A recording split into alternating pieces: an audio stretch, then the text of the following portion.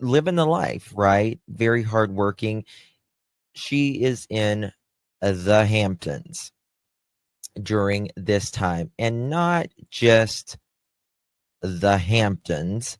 She is in Montauk, which is at the very, very end of the Hamptons. It's the playground for the millionaires and the billionaires. And sorry, I'm trying to pull this up. I'm running behind, guys.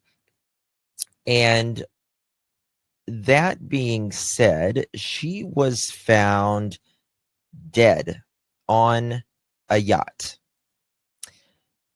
And let me just show you a little bit about what I'm talking about here.